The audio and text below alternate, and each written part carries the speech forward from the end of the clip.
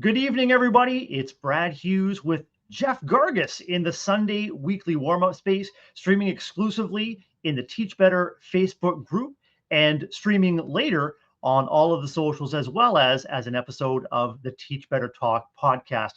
I'm excited to join Jeff tonight and talk all things Teach Better. We've got a Teach Better roundup plan, what's going on with the Teach Better team. If you are joining us live in the comments tonight, make sure you say, hello, Jeff, hello, Brad.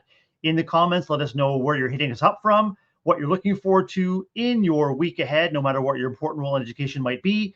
And we've got some Sunday sprinkles and some Sunday shenanigans to boot. We'll be right back.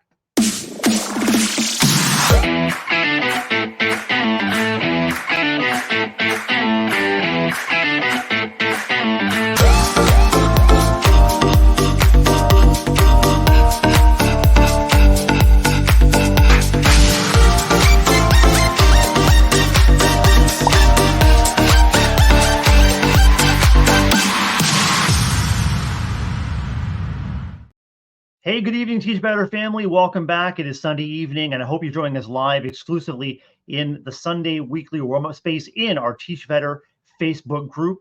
I'm Brad Hughes, Teach Better team member, co-host, and joining me tonight is the incredible, the one, the only, Ohio's finest, Jeffrey Gargas. Good evening, Jeff. Yes, it's you. How are you doing? I'm doing great. What an introduction.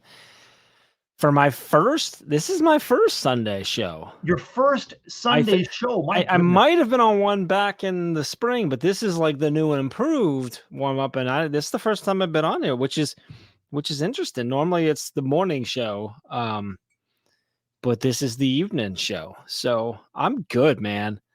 The Brownies came back and won last second. No team in NFL in this millennium has trailed for that long of a game and then won. So we're setting records, baby. So I'm in a good mood tonight. I'm drinking Tim Horton. Little ode to Canada there for you. I'm doing good, man. It's good to see faces popping into the comments as well. Everybody is coming out to see you tonight, Jeff, for your Sunday weekly warm-up premiere. No, none of them knew I was going to be here. Now they're leaving now. Group. 7,000 members strong. Our Teach Better Facebook group continues to grow and connect educators from all over the world in a variety of important roles. And the talk tonight was Jeff Gargas. Is Jeff Gargas going to be there? Jeff, we got to see Jeff. What's going on with Jeff? And we've got Nikki, we've got Candace, we've got Julie, we've got Janelle, and we've got a couple of mystery guests. Remember, if you are joining us live on Facebook, you have to grant StreamYard permission to see and use your name. You can find a link somewhere in the little window where our live stream is happening. Grant StreamYard permission to share your name. Let us know where you're joining us from. We have lots of people joining us tonight. Jeff, for those who are maybe joining us for the first time or just want to get to know you even that much better, let us know who you are, what important roles you play, a little bit about your family, something about your favorite NFL teams, maybe. What's going on with Jeff Gargas? Important roles is going to be a tough one. I'll come back to that. Okay. So I'm Jeff. Actually, somehow co-founded the company with the Teach Better team with Chad Ostrowski years and years and years ago. I operate as our COO, which is Chief Operating Officer. So I do a lot of the behind-the-scenes stuff and I try to make sure we're all, running on schedule and such. Family, I'm married. My beautiful wife, Amy. I got 2 kids. And we have a dog, Buster. And now we have... But I don't even know if I think I posted it with the team. We got 2 turtles now too. And one of them's like a legit turtle. So yeah. And the Browns won today. I'm a Cleveland Browns fan, diehard. Pretty cool to see them. I was not having a good day for most of the game. But they end up coming back and win. So it was good, man. It was a good game. Talk with me about the game. How much did they trail by, Jeff? And what was the turnaround point for the Browns? They were hanging down by 14 for most of it, but it was a high scoring game. Ended up being, what was it, 30 or 41-38 or no, I can't remember what it ended up being. It doesn't matter at this point. Because we were we were trailing for most of the game and come back and we'd have a good drive and then we just blow it or whatever. So it was a lot of typical Brown stuff. Deshaun Watson was terrible in the first half and then actually played really, really well in the second half. And we got it down to a field goal. Well, actually, so we scored a great score to what would tie the game, and our kicker misses the extra point. dude hits from 55 yards and he can't hit an extra point. Okay. And then we were able to stop them, come down and and then he made up for it because he hit a field goal to win it by 2. So it's crazy, man. Jeff, you and your family recently saw your first Brown games together as a family. What was that experience like for your kids? That was cool. They had a good time. It was a lot. It's big. We've been to like Cleveland Monsters game, which is at the Rocket Fieldhouse, like where the Cavs play, and so that's like not even a third of the attendance level of the people. So it was cool. It was a lot of fun. Going with we walked through the city to get there. It was a beautiful day. They won very easily. And so it was a good game. It was a good first game to be at. I was kind of hoping that would really spark the kids wanting to watch games more, but I don't think either one of them knew the game was even on today. So now, Jeff, you and your family are in Stowe, Ohio. What's the nearest major city that you're near? Depending on if you call Akron major, so Akron, Ohio, which is where LeBron James is from. So that would be the next up city, and then Cleveland's just about 35 minutes away. So for you about an hour and a half. Yeah, sorry, I interrupted you. No, you're fine. I was gonna say we're about an hour and a half north of Columbus too, as well. So for you and family, why is it proximity that you're Browns fans and say not Bengals fans? Browns versus Bengals? Always been Browns fan because of the proximity. Which I like barely missed it because we're like just a little bit closer to Cleveland than where I grew up than we were to Pittsburgh. So I'm actually a Pittsburgh Penguins fan because there was no Ohio hockey team, and so I've been a Penguins fan forever. But like everything else, I'm Cleveland. So it's an interesting mix because Chad, if you know Chad Strowski, he's a Pittsburgh fan. So we butt heads because he's a Steelers fan, I'm a Browns fan, but we're both Pittsburgh Penguins fans, so it works out. And then I have an uncle who's a Pittsburgh fan, diehard Pittsburgh fan. I have an uncle who's a diehard Cincinnati fan. So and then another uncle that I have a lot of uncles, another one that's a diehard Browns fan. So up until probably about 5-6 years ago, they had a bet going like between their teams at all times. So there's just money passing all over the place, but it's always been fun. But yeah, pretty much proximity. Your family cheer for the Penguins. What about the Columbus Blue Jackets in the NHL? No, because I'm a loyal kind of guy, and I've been with the Penguins since long before the Blue Jackets came. So if I can, I'll root for them, but not if they're playing the Penguins. That's just my team. So do you watch NFL at all? Do you watch football at all? Yeah, I sure do. The closest NFL team to us where I live in Southern Ontario is the Buffalo Bills. So is that who you root for the Bills. I grew up a little bit southwest of where I live now, and we're closer to Detroit. So I grew up following the Detroit Lions, Detroit Tigers in the MLB, as well as Toronto Blue Jays, and then shifted a little bit east, closer to Toronto. A lifelong Toronto Maple Leafs fan, cheer for the Blue Jays. Toronto Raptors as well, and I'm also a big soccer fan. So Toronto FC is the MLS team here. So lots of stuff going on here in southwestern Ontario, and a great sports area. Buffalo to my east and Detroit to my west, and in the middle we got some Southern Ontario action happening too. Awesome. What's going on? I'm a Leafs fan as well. So definitely a Maple Leafs. I'm a Maple Leafs fan as well. So. Well, you've got some Maple Leaf action in your cup. You've got some Timmy's Coffee tonight, and I do. Are there Tim Hortons in your neighborhood, like in the greater Cleveland area? Can you get in the great? Which of course is a Canadian institution. Yeah. Yeah, in the greater Cleveland area, there is not. I don't know what where the closest for us would be. Probably up in the Cleveland area, but there are some in Cleveland. They're starting to get more and more down here. They're making their way down. So.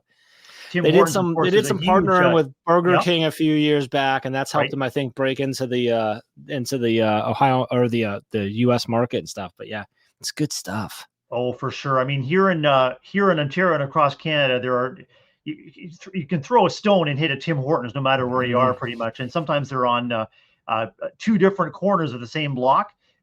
So Tim Hortons is a huge institution here in Canada. And you've even made a shift, Jeff, to financial services. You can now get a Tim Hortons credit card if you're so inclined. Yeah, right. It's like it might be a coffee scented card. I'm not sure what's going on. Why not? Huh? I'm wondering if folks are joining us live tonight, what's your favorite coffee and what's your favorite coffee joint where you're joining us from? Maybe it's Timmy's, maybe it's Starbucks, maybe it's Seattle's Best. Seattle's Best coffee. I really love that ground coffee if I can get a hold of it. Do you have any favorites, Jeff? I do my typical cup. It's a Cinnabon, cinnamon, like it's a cinnamon roll flavored coffee that I do most days.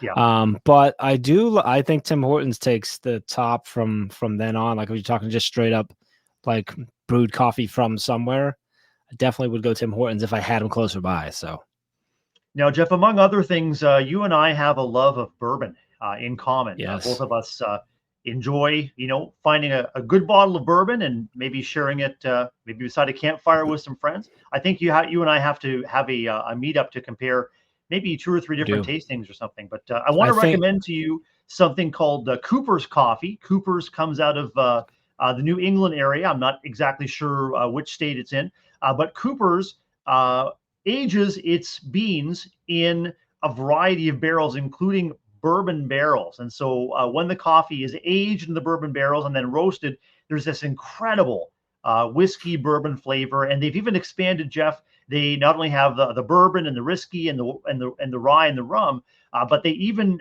age some of these beans in red wine and white wine barrels as well. So you get a hint of the Pinot or a hint of the Cabernet. What do you think about that? That sounds great. The team got me coffee that was aged in a bourbon barrel, but I can't remember if it was Cooper's or not. I think for my birthday, the team sent me that, but I can't remember if it was Cooper's or not. Yeah, but that's good stuff. That's the wine. That's interesting. Mm-hmm. That sounds delicious. Yeah, we've enjoyed the red wine. It's got kind of like an earthy, kind of fruity note, and we've had the Pinot as well, which is just kind of got that light kick of the white grape in it. It's really, really good. Not easy to come by here in Southern Ontario. We have to, mail away for it or whatever it is. But, I think by the time taxes and duties comes across the border, I think we're paying the same as the beans for the taxes and duties. But boy, is it ever worth it. What a special treat. It's a kind of a holiday tradition around here. That's cool. We are live in the Teach Better Sunday Weekly Aroma space, and we're talking with Jeff Gargas. Jeff, I'm wondering about what is on your mind as you think ahead to your week. Part of this Sunday Weekly Warm-Up idea is to kind of get into the right mindset and get connected for the week ahead. What kind of opportunities await in the next few days? Oh, geez. And this week, I'm actually, I think I'm excited. I got to finish a few things that are related to a couple pretty cool events that we have going on connected to our Educreator community. So that's exciting. So getting to kind of finalize the pieces of that stuff. Missing Katie, because this will be our first week now getting going with Katie out on maternity leave. So we won't have her, right. which means I have to do more work, I think, which means everyone better be on their toes and watching out for mistakes because Katie's gone. Yeah, I don't know. Yeah, I think there's a lot going on. I always enjoy. I love our having mastermind on Tuesday mornings is always a good time. I get to spend time Thursday during the day, and then also that evening with our edupreneurs and our MBA group. So, prepping some things for those crews and stuff, and just kind of. We got some team travel coming up here in the next couple of weeks, so making sure that all that stuff is ironed out for the last sort of PD and support visits for the next, right before Thanksgiving and then in between the 2 holiday breaks and stuff. So we'll probably be looking at a lot of calendars and travel stuff and things of that nature. So lots of exciting stuff, looking at calendars and stuff. Oh, calendar gazing is among the most incredible things we do as Teach Better team members. And I'm wondering what's coming up for our viewers and listeners this coming week. If you've got something exciting coming up, drop us a line in the comments. Let us know what you're looking forward to, whether it's first thing tomorrow or you're looking forward to celebrating and reconnecting with colleagues, family, friends, whatever is coming up for you this week. Jeff, we've got an exciting quarter as you're talking about in our Teach Better community. As you mentioned, our good friend and colleague, Katie Miglin, is beginning parental leave, and she and family have a new baby on the way. They're soon to be a party of 5. Yeah. It's going to be exciting. I'm just waiting for the pictures, just waiting for the celebration.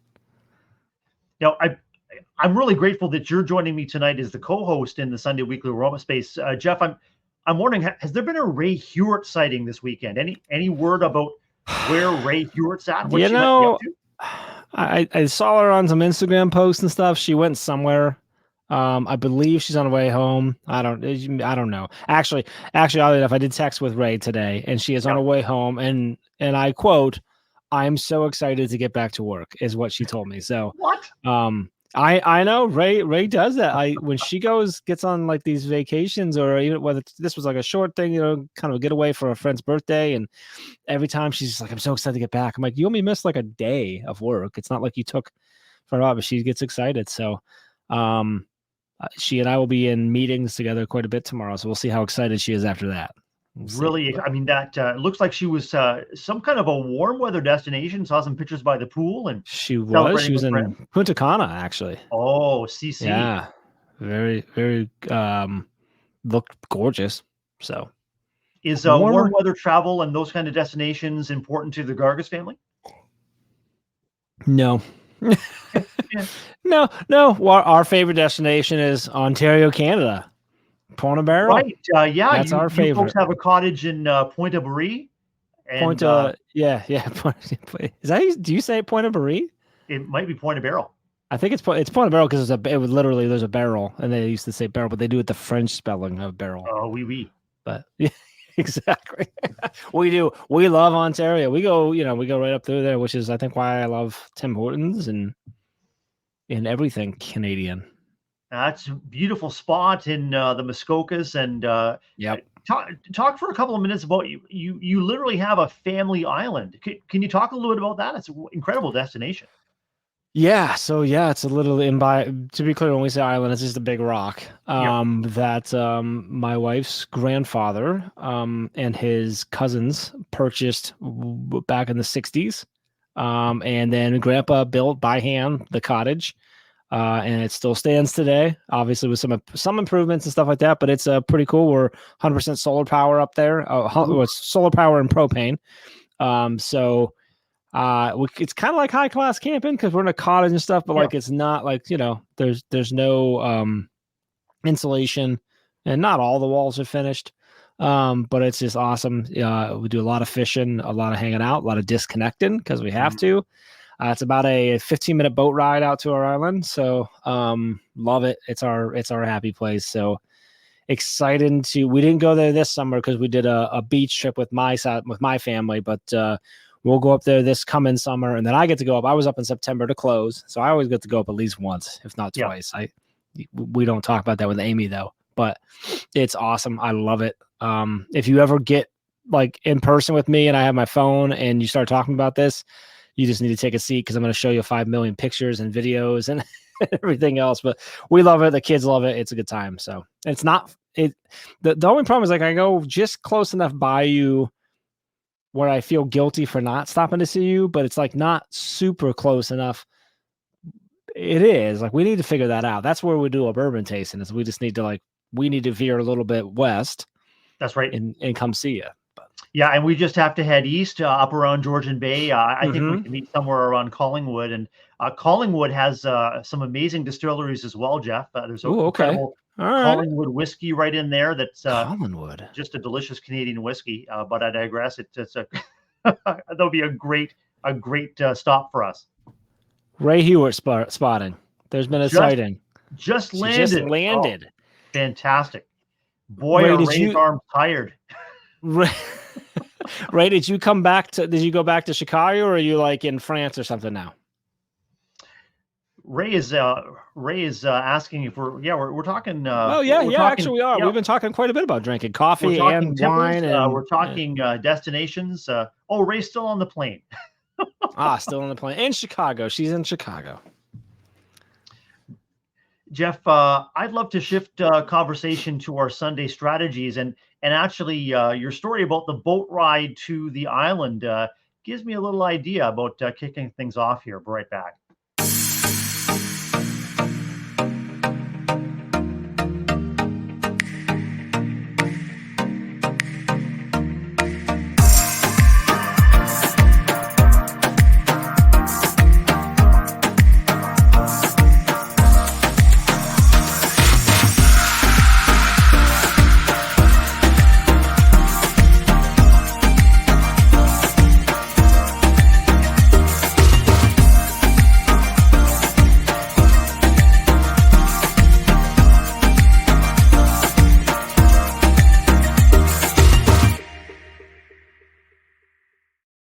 Welcome back, everyone. You're with Brad Hughes and Jeff Gargas, and we are streaming live exclusively in the Teach Better Facebook group. It's private, members only. However, it's free to join.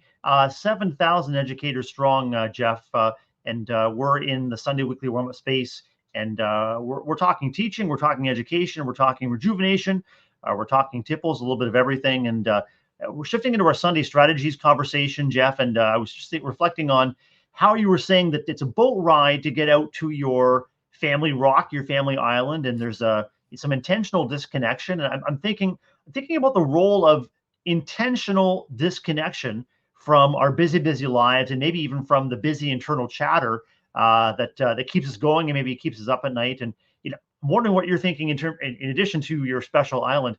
What kind of strategies do you use in your busy week to intentionally disconnect, even for a few moments at a time?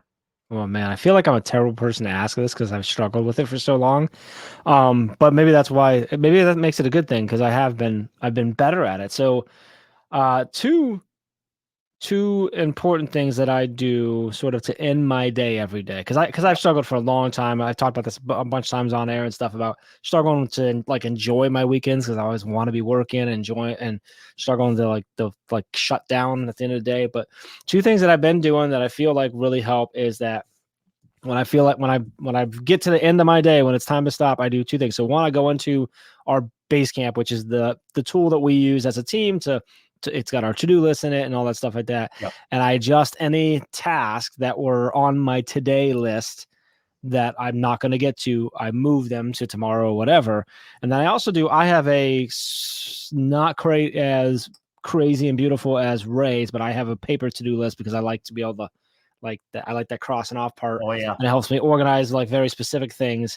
I reset that. So I actually, if I do it on my iPad, I obviously erase and redo it. Or if it's on paper, which right now I'm in a paper mode, I pull it off, new page, and I reset myself. So I set up my next day. I take a look at my calendar, take a look at everything. And that's sort of my last thing because I feel good. I'm like, okay, I know I'm done today and I know what I'm going to tomorrow.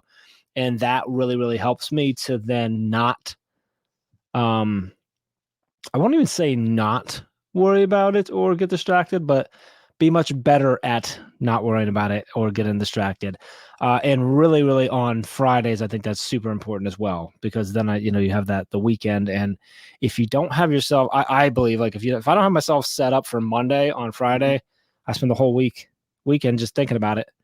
And then at some point I'm going to pick up my laptop and I'm going to have to open it up and I'm going to go in to just to arrange it. And then I'm going to end up working and then, what's the point? So that to me has been a big help. It's just you got to find that little thing that those little things that is your signal for your symbol for shutting it down for the day. Yeah. And sometimes that might just literally be the closing of your laptop, and hopefully that's enough and that's cool. But for me, I got to go through those two things first and then I shut it down. So Jeff, on our internal Teach Better calendar, when I'm taking a look at the different appointments and the different things that we team members schedule, I notice that you're really intentional, especially as you approach the end of the day, about locking time in where you're out of office and you're focused on family. It's Jeff out, kids. Tell me about the end of the day for you and family, and is connecting or reconnecting with your kids for some necessary things.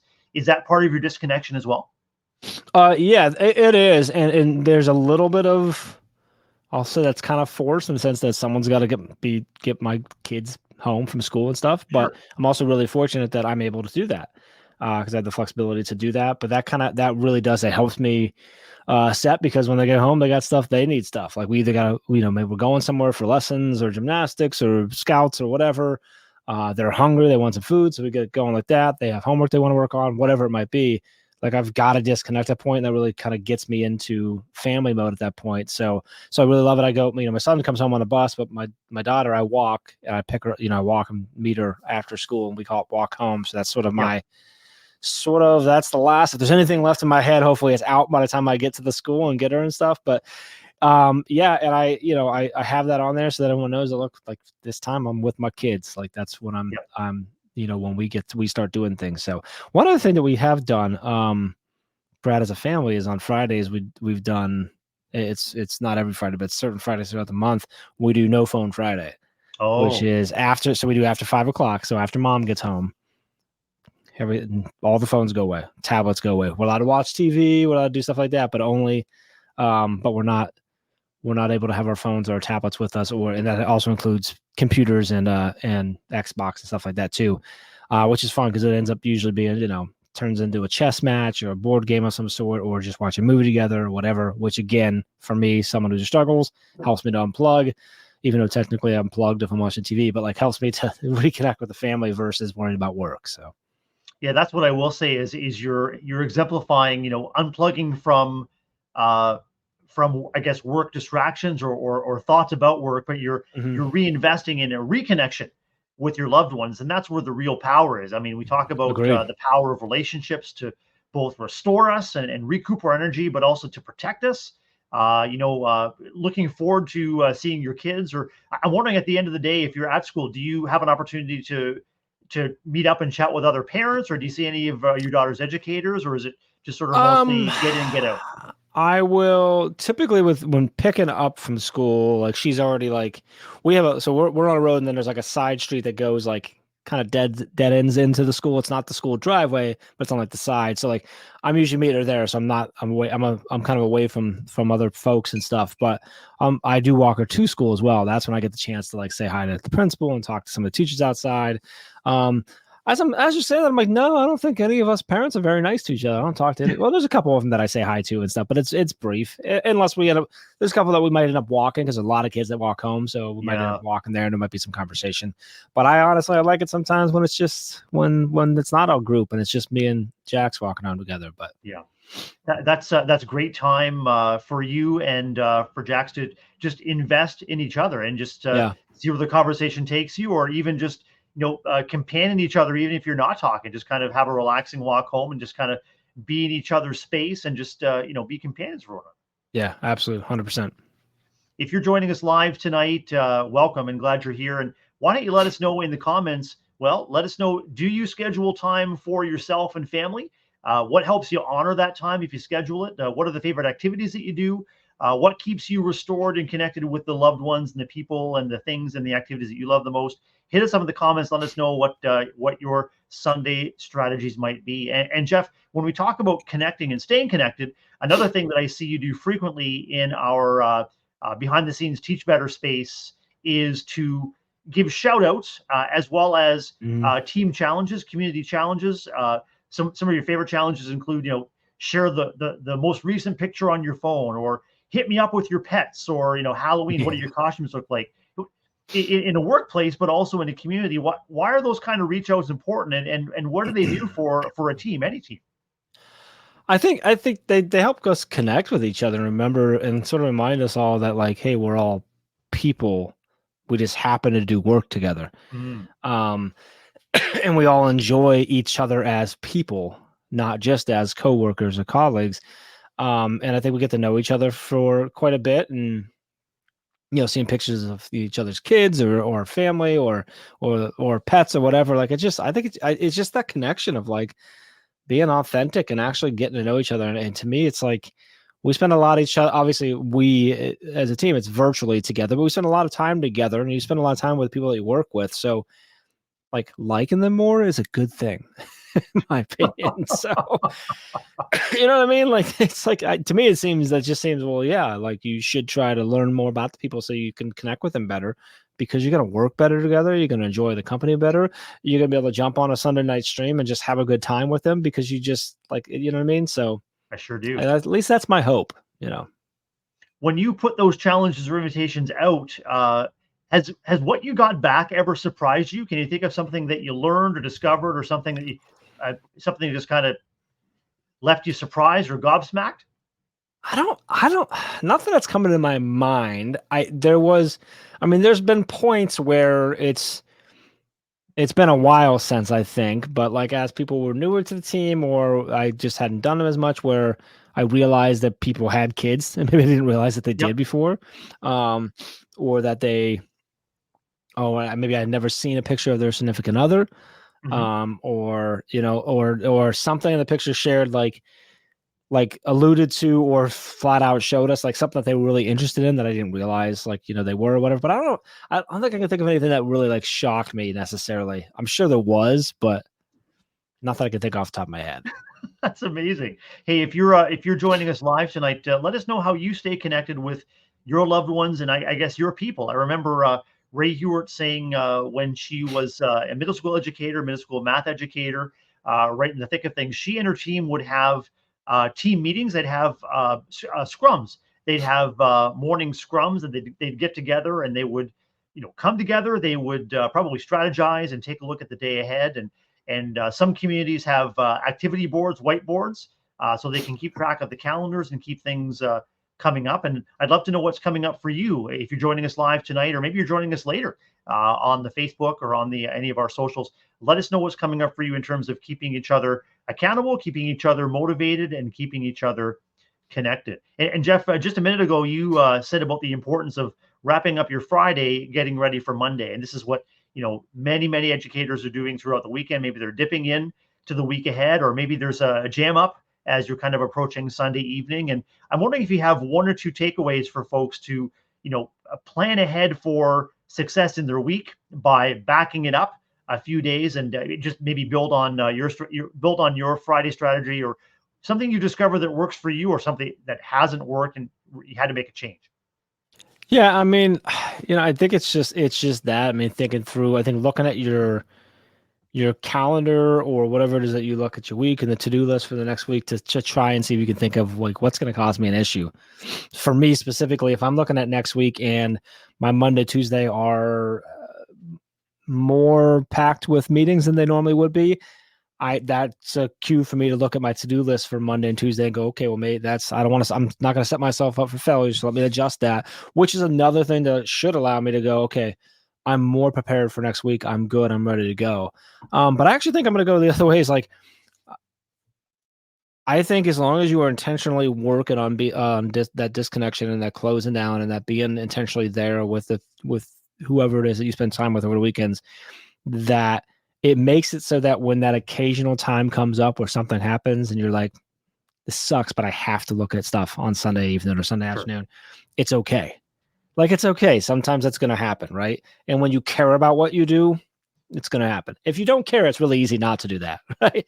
But if you care, it's sometimes going to happen. But if you're intentionally doing it all the time, then hopefully that's not all the time, because then obviously something's wrong and something's disconnected. We'll talk about that a whole other time. But if you're doing the best you can all the time and consistently disconnecting like that, then when those one or two times here or there that happens, you should be able to, one, be able to do it less stressed, and two, just know that it's okay. Like, that happens. So not sure if that actually answered the question or not, but it sure did. And Jeff, I've been doing some reading and some reflecting, and actually some intentional work on I guess a purpose-driven or a values-driven way of thinking and way of being. And when you said, sometimes we do dip into work on Sundays, but if we like what we do, or if that is aligned with our values, then it's not only an okay thing, it actually is it's pivoting us in the direction we want to head. So I've got kind of a deep thought for you. I wondered, could you share with me and with our team one or two key values that you think really drive what you do, both as a family member, as a Teach Better community member, as a neighbor, as a sibling? Like, one or two things that really make Jeff Gargas, like, what makes you you? I think you're getting tough today. You're a tough interviewer. I think for me, it's helping people. So, that drives me in like everything I do, whether it's my family, whether it's work, whether it's my siblings, anything like that. So that's something that definitely drives me constantly. And then I think I'm trying to think of how to phrase or which one I want to pick with here. I think just being authentic and being a part of something important, which is why like when work does creep in and I pull out my laptop during the weekend or whatever, as long as I know that I don't feel like I have to, but it's a want, and I have the time because maybe we're just all chilling, doing our own thing in the house. I'm like, you know what? I'm going to pull out my laptop and I can do that, knowing that I'm not doing that because I have to, or because I feel pressure to, or because, and I'm not like taking time for my family. It just happened to be relaxing. It's because I know I'm part of something bigger than me and something important, something that's doing good work and something that's helping people. And I think you already said this, like, and I love what I do. So like, it's okay with me. And I think those are two big things that really drive me, is the fact that I want to help people in general. And I need to be a part of something that I'm passionate about, because I believe in it. Jeff, that was awesome. And I can say in terms of authenticity, I think you nailed it. I think you nailed not only who you are, but how you are, both publicly and privately. You're a difference maker, man. I appreciate that, buddy. If you are joining us live tonight in the comments, let us know what drives you. What key values do you hold in high esteem, and how do you live them? Are there values that you're working on that are challenging you? What makes you you? Just drop us in the comments, and maybe we'll Jeff, how do you feel about cupcakes? Cupcakes? Yeah, cupcakes. I like cupcakes. I've got a cupcake for you. I've got a cupcake for you, Jeff. Okay. Here it comes. Right back.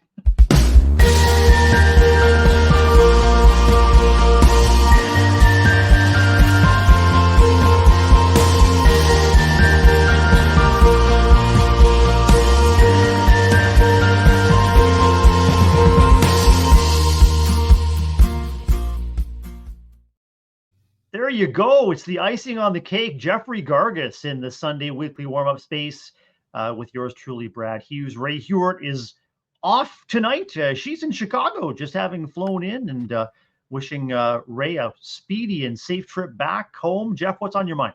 I don't have a cupcake. Like you said you had a cupcake, and there's no cupcake here. Like, yeah, I'm hungry now, and I don't have a sparkler on it. That's a dangerous cupcake. It was, and just the commercial cuts before it explodes. And so, did you get the 6? No, I sent 6 cupcakes to be delivered at 8:35. Did they come to your door there in Stowe, Ohio? Well, if they did, someone else answered the door, and I'm not going to see them. So, that's crummy. I guess we'll see. Hey, we are in our Sunday Spark section, and this is our opportunity to highlight something in the news, some good news, some inspiring news, something to keep our optimism flowing, and maybe something to spark conversation with your colleagues or with your students, whatever your important role in education might be. Jeff, I couldn't decide which of these 2 stories, and I ran them by you before we went on the air, and we've got 2 very different headlines. Why don't we highlight one of a student making a big difference? This is a 12-year-old who has developed a fire detection system, winning her a $25,000 award and top junior scientist award. This is from goodnewsnetwork.org. A 12-year-old girl from Miller Middle School in San Jose, California, won $25,000 for her invention of a new fire detection system that's faster, cheaper, and more reliable than standard smoke detectors. And this is opportunity out of adversity here, Jeff. It says that the summer of 2022, a fire destroyed a restaurant behind the student's house. That incident inspired her to create a fire detection system that involved connecting an affordable thermal camera to a compact computer. And this system can send a text message when it detects a heat source, but there are no humans in the area for a continuous 10-minute period. And this student system, Shanya's system, accurately detected heat 98% of the time and heat sources 97% of the time. This is a difference maker, and I'm sure all of us in education can think of those difference makers in our classrooms, in our hallways right now. That is awesome. Wow. That's cool. Recently, I read about another young student who was a science fair participant and champion who developed a skin cream that combats skin cancer. That's also on goodnewsnetwork.org. I mean, students doing amazing things. If you're joining us live tonight, let us know what's coming up for you in terms of, the incredible students that you serve and what discoveries they're making. And maybe this is an opportunity for you to spark conversation with your students in class tomorrow or later on this week, how students are making a difference, and then, keeping your eyes open to how students in our lives are making a difference too. Jeff, the other story I wanted to bring to you is what? Why are we laughing already? Yeah, it's the now from Now for something completely different to file. And the headline again from goodnews.org. Missing pig named Kevin Bacon reunited with owners after help from, you guessed it, Kevin Bacon. So, have you played 6 Degrees of Kevin Bacon before, Jeff? Yeah, you wouldn't. I mean, you don't have to go anywhere for this one. Like, so there's people who named the pig Kevin Bacon. Correct. How crazy is it if you had a pig that you named Kevin Bacon, you lost that pig, and then someone like knocked on your door and was like, "Hey, I found your pig," and you open it and it's like, "Hey, you're Kevin Bacon," like, and that's Kevin Bacon. Like, is there details like how, like did the pig like find him? This comes to us from the great state of Pennsylvania, Jeff. Of course it does. I don't know runaway why I said pig that. named Kevin Bacon. So actor Kevin Bacon happened upon a lot of stories on the search engines after a runaway pig with the same name was in on the loose in Pennsylvania, and it says rather than wallowing in the loss of limelight, Kevin Bacon, the human, used his social media presence to alert Pennsylvanians to the missing hog and the attempts of his owner, Chelsea Rumbaugh, to capture him. Chelsea lives in Cumberland Township, Pennsylvania, and brought the pig home on October the 13th. So she didn't get to meet Kevin Bacon, but what's that? But so he didn't find a pig. He used his platform to help others be aware of it. It's awesome. Still, that's great. He sure did. Funny. Yeah. So great news. Kevin Bacon is home. I'm not sure whether that's the actor or the pig, but both are home. Hopefully both. And I'm not sure. Kevin Bacon, the actor, has always been known to be a bit of a ham. So I mean, I think it's good that he could help Kevin Bacon, the pig, get back home. And I don't know. That's all I got. A ham one day. I don't know. Like that's a great story. And that's from goodnews.org. That's where I get many of our Sunday Spark stories and a great source of inspiring news and surprising news, too, from the sublime to the ridiculous. Jeff Gargas, for those that are wanting to stay in touch with you, what's the best way to continue to find out more about you and learn about all things Teach Better? I mean, teachbetter.com is the way to go, or my email is just jeff@teachbetter.com, or my handle is sitting by my name at Jeff Gargas on all the social medias, except for Instagram. I'm at _Jeff Gargas. But, Jeff@teachbetter, that works. That's an easy way to get me. And for those that are looking to connect with the Edupreneur Mastermind group, what's the best way to find out more about that, Jeff?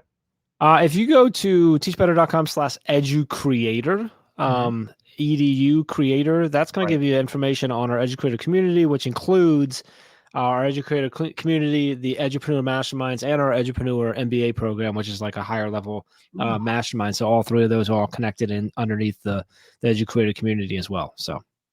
And before we get off air, can you talk briefly about 12-Hour Live? And can you talk briefly about the Teach Better Cruise coming up in June?